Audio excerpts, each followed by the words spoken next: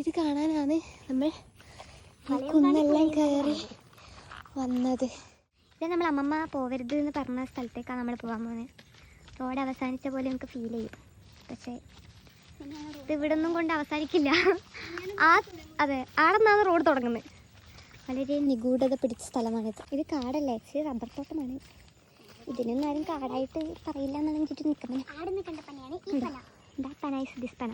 അപ്പം ഇതിൻ്റെ ബാക്ക് അപ്പം ഇതിൻ്റെ ബാക്കിലായിരിക്കും മയിലുണ്ടാവുക. ഓക്കെ, ഇങ്ങോട്ട് പോയാൽ എവിടെയോ എത്തും.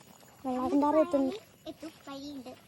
ഇങ്ങോട്ട് പോയാൽ ചൊർക്കളെത്തും. അങ്ങോട്ടാ വെള്ളാരമ്പാറ എത്തും.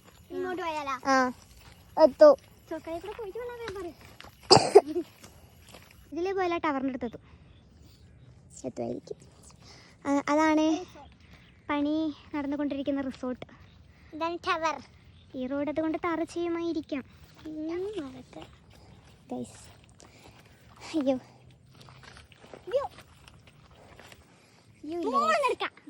ഇതാണ് അരിപ്പൂ.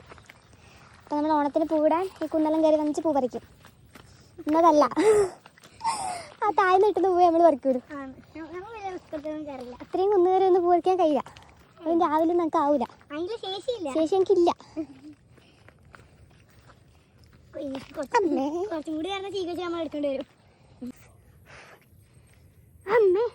ഈ കാട് കാണാനാണ് നമ്മൾ ഈ മലയെല്ലാം താണ്ടി വന്നത്. ഇനി ഇതിലേ പോയാൽ പണി പൂർത്തിയാവാത്ത റിസോർട്ടുണ്ട്. ഉദ്ഘാടനത്തിന് മുമ്പേ അത് പോയി കാണണം എന്നാണ് അവന്തികേൻ്റെ ആഗ്രഹം. അതുകൊണ്ടാണ് ഇപ്പോൾ നമ്മൾ ഈ കുന്നു കയറി പോകുന്നത്. ഒരു കാര്യമില്ല. മനുഷ്യന്മാർ പോയിട്ട് കുറേ കാലങ്ങളായിന്ന് തോന്നുന്ന വഴികളാണിത്. ഇതിലൂട്ടിയാണ് പോകുന്നത്. ഗായ്സ്, ഇതാണ് റിസോർട്ട്. വാവ്, മേലെ നോക്കി നമ്മളെ വീടാണ്. നമ്മുടെ വീട്ടിൻ്റെ മേലെ നോക്കിയാൽ റിസോർട്ടും കാണും.